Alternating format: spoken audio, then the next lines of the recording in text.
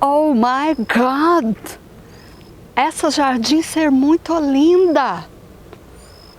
But só vejo plantas estrangeiras, como a longana. Estar sentindo falta das plantas brasileiras. Onde estão as colações indígenas?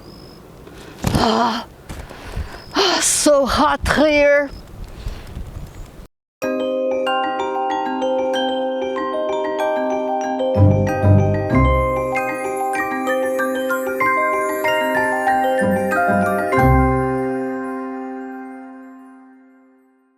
Márcios, um grande estudioso da botânica brasileira, da flora brasileira, para compor os seus volumes dos livros, né, o Flora Brasiliensis, contou com vários cientistas para ajudá-lo.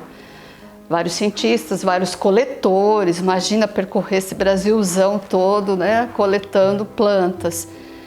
Dessas pessoas, que foram várias, mais ou menos uns 135 coletores, 2 pessoas eram mulheres, uma delas a nossa Maria, como os portugueses a chamavam.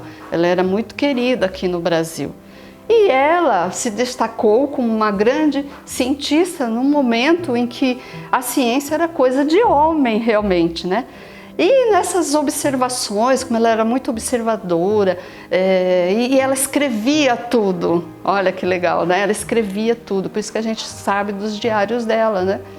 E ela se queixa dessa coisa de, no Jardim Botânico do Rio de Janeiro, por exemplo, quando ela vai visitar, tem os documentos, e ela diz, ela coloca no seu diário: poxa, estou sentindo falta das plantas brasileiras. Onde estão as plantas brasileiras, as coleções indígenas? Ela fala da longana e de outras plantas que vieram de fora, mas isso é perfeitamente compreensível. Na primeira visita que ela veio ao Rio de Janeiro, ela observou que ali só existiam plantas estrangeiras. Compreensível por quê? Porque o Jardim Botânico do Rio inicialmente foi concebido para ser um jardim de aclimatação, um local de aclimatação. O que quer dizer isso? Os portugueses viajavam o mundo inteiro, a Índia, a China, eles traziam, nessa época existia um verdadeiro comércio de plantas. E eles trouxeram para o Brasil as plantas que eles gostaram lá do outro lado do mundo. Tem várias, por exemplo, a longana, como eu já falei, é uma delas, mas existem outras mais conhecidas, como a manga, a jaca, a banana, que ficaram tão aclimatadas que hoje a gente pensa que é brasileira. A gente fala: nossa, essa planta não é do Brasil, a manga não é fruta do Brasil. E o pessoal não acredita, porque em qualquer fazenda, em qualquer sítio a gente encontra manga. Mas essas plantas, elas vieram através dos portugueses e se aclimataram lá no Rio de Janeiro, no Jardim Botânico do Rio. Inclusive a manga, quem tinha um pé de manga na época era um aristocrata, vamos dizer assim, né? Hoje em dia é comum. E a Mary, ela sente falta. Cadê as plantas brasileiras? Ela cita a grume-chama, que é uma fruta deliciosa, e o araçá. Então ela sente essa falta realmente. Mas na segunda visita que ela faz, ela já começa a notar que existem algumas plantas brasileiras. Ela cita isso no diário dela. Eu considero assim os diários uma grande forma de a gente aproximar o personagem histórico da nossa vida. Porque a gente acha que esse personagem histórico viveu lá no passado, não tem nada a ver com a gente. Só que quando você lê o que as pessoas escrevem, você fala: nossa, essa pessoa tem sentimento como a gente, ela viveu como a gente, né? Então agora eu vou ler um pedaço de um trecho, né? De um trecho do diário da Mary Graham, para vocês terem uma ideia. Vou ler para vocês. Afinal, estando reunidos todos os nossos amigos, voltamos à varanda para jantar.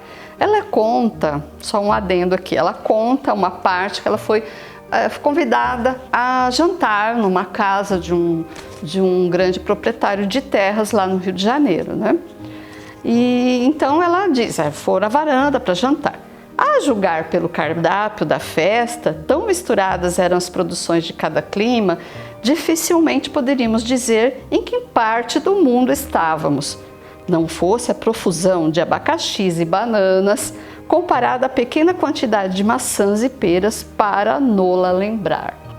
Como é comum em tais ocasiões, os mais velhos habitantes do Brasil preferiram o que vinha de fora, enquanto nós todos demos preferência às produções do país.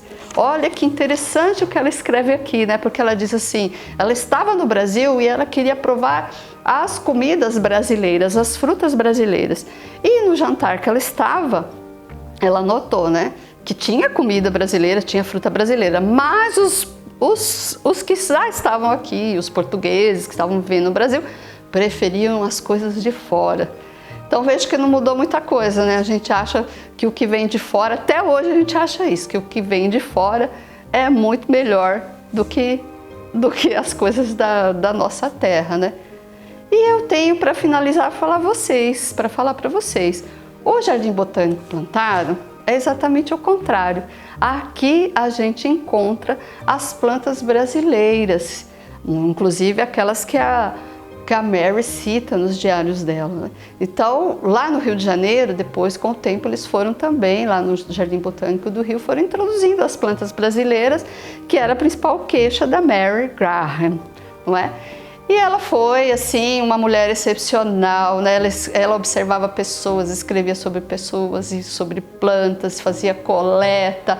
Então, uma cientista de destaque num mundo onde isso não era comum, né? Numa época que isso não era comum. As mulheres, elas, lá na Europa, por exemplo, elas se dedicavam à família, a receber visitas, a dar jantares, a ir a celebrações religiosas, né? E uma mulher cientista, curiosa, que escrevia tudo que via, realmente a Mary Graham é fantástica, né? E esse foi o Cris Conta um Conto de hoje, porque a gente está comemorando aí o mês das mulheres. Se você quiser saber mais sobre isso, e também conhecer as plantas que a nossa inglesa conta nos seus diários, é só vir aqui no Jardim Botânico Plantaro, que temos quase todas as plantas brasileiras, as frutíferas, inclusive, aqui no nosso jardim.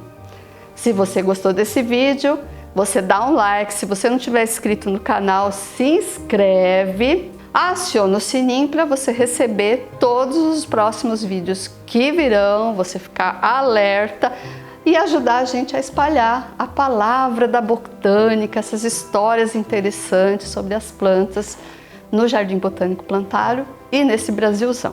Tchau e até a próxima!